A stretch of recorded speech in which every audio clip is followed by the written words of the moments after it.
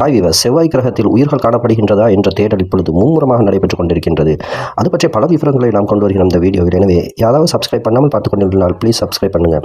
செவ்வாய் கிரகத்தில் நீர், வாயுக்கள் மற்றும் மனிதன் வாழ்வதற்கான இதர காரணிகள் இருக்கின்றதா என்ற மும்முரமான ஆய்வு தான் இப்பொழுது நடைபெற்றுக் இருக்கின்றது. நாசா இதில் மும்முரமாக ஈடுபட்டுள்ளது. நாசாவின் பெர்செவரன்ஸ் ரோவர் பற்றி கேள்விப்பட்டிருப்பீங்க. அது ஜெசரோ கிரேட்டரில் ஆய்வுகளை இன்னும் பல ஆண்டுகளாக தொடர்ந்து செய்து கொண்டே தான் இருக்கின்றது. அதிலிருந்து சில விவரங்கள் தெரிய வந்துள்ளது. அதாவது ஒரு காலத்தில் செவ்வாயில் இந்த பூமியில் இருப்பது மாதிரியே கடல்களும் ஏரிகளும் குட்டைகளும் நீர் நிறைந்த ஏனைய நீர் பகுதிகளும் இருந்தன என்று.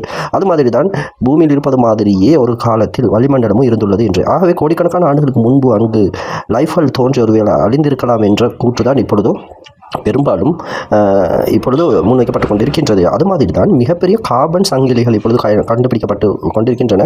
நாசாவின் அந்த ரோவர் கியூரியோசிட்டி ரோவரினால் கண்டுபிடிக்கப்பட்டுள்ளன. அதாவது கார்பன் சங்கிலிகள் என்றால் நீண்ட நாட்கள் அந்த கார்பன் படிவுகள் அந்த செவ்வாயில் உள்ள பல கற்களின் அடியிலும் பதிந்திருப்பது கண்டுபிடிக்கப்பட்டுள்ளது.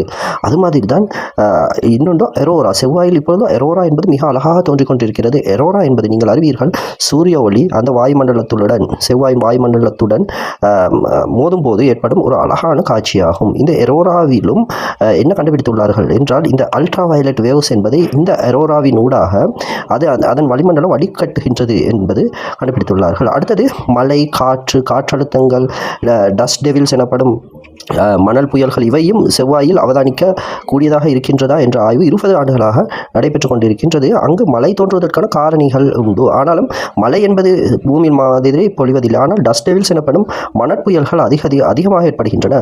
அங்கு செவ்வாயின் வளிமண்டலம் பூமியை மாதிரி மிக அழுத்தம் குறைந்ததாக இருந்த போதிலும் அங்கு அடிக்கடி காற்றுகள் வீசுவதும் இதமான காற்றுகள் வீசுவதும் அங்கு நடைபெற்றுக் கொண்டுதான் இருக்கின்றது. எனவே செவ்வாயில் இப்பொழுது அந்த இதுவரை நடைபெற்ற ஆய்வுகளை பொறுத்து செவ்வாயில் மனிதன் வாழக்கூடிய பல அந்த காரணிகளும் காணப்படுகின்றன. எனவே மாஸ் சாம்பிள் ரிட்டர்ன் திட்டம் இப்பொழுது 2035 அளவில் நாசாவினால் வடிவமைக்கப்பட்டுள்ளது. அதாவது செவ்வாயில் இருந்து பல பொருட்களையும் கொண்டு வந்து அங்கு இருக்கும் பொருட்களை கொண்டு வந்து ஆய்வு செய்வது. 2035க்கு பிறகு மனிதன் அங்கு செல்வதற்கான திட்டங்கள் வகுக்கப்பட்டே கொண்டிருக்கின்றன.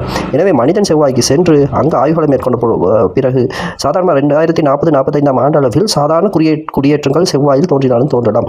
செவ்வாயில் இப்பொழுது உயிர் இருக்குமா இல்லையா என்பது அல்ல மனிதனுக்கு இப்பொழுது தேவையானது.